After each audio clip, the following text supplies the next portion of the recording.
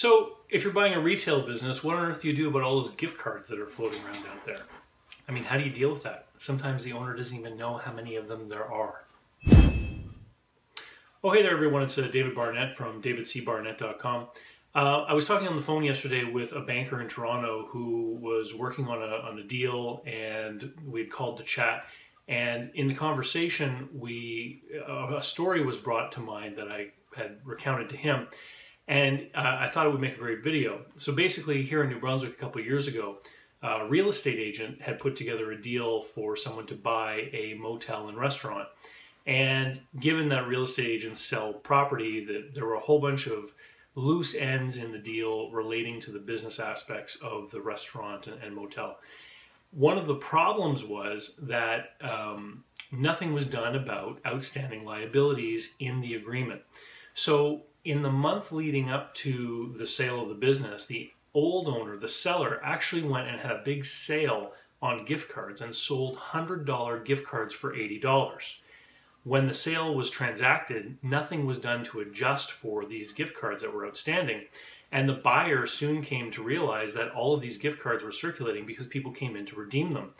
Now, because there was no allowance for this in the contract, and he didn't want to upset people in the community and basically ruin the goodwill that he had just paid to purchase, he ended up accepting the gift cards from people and then had to pursue a legal solution and ended up actually going after the realtor, and the guy lost his license as a result of this deal that had been put together.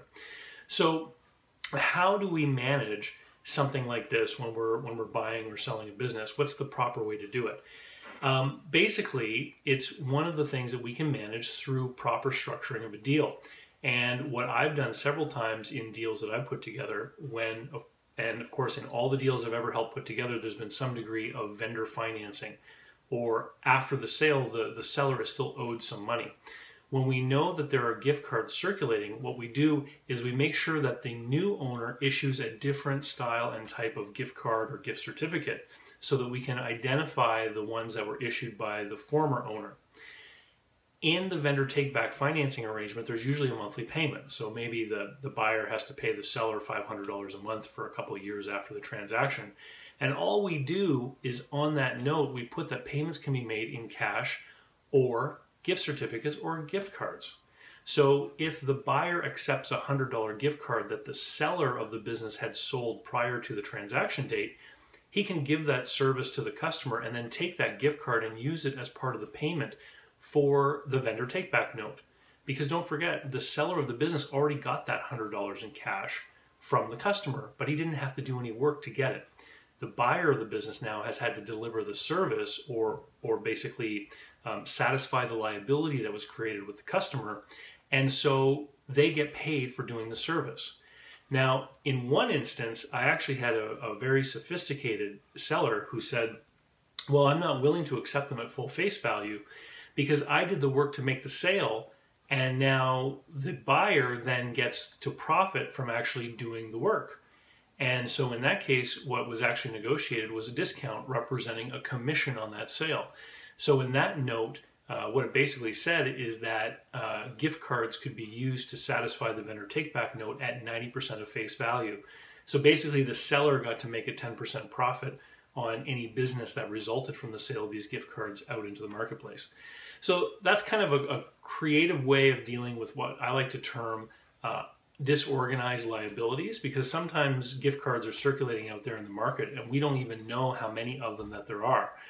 Sometimes they're not numbered. Sometimes, they're different denominations. We don't know. There could be thousands of dollars of circulating gift certificates, for example, for a beauty salon at any given time. And if those gift certificates never do come back in, then that means the seller of the business who took that money gets to keep it. And just like they would normally if they were still the owner of the business. So I hope that is a little bit of an insight into why a proper business deal structuring is important and what kind of advantages it can create for a buyer in managing these unknowns that can happen when a business is purchased. And this relates to a video I made a few months ago about deferred revenue or things that are paid for in advance. And I'll leave a link to that video down below in the notes. Thanks, and if you want to learn more about buying and selling businesses, please go to my blog site, davidcbarnett.com. And if you enjoyed the content of this video, please share and like it.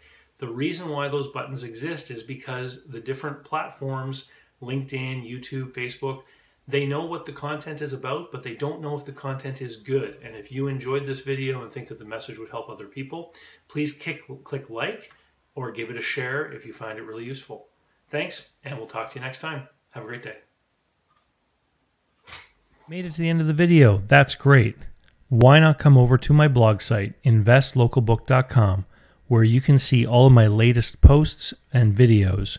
You can also take the time to watch my welcome video, see what I'm all about, and if you wish, sign up for my email list. I only send out one email each week. You get to choose which topics you're interested in so that you only get information that you want to learn about, and it's easy to unsubscribe anytime.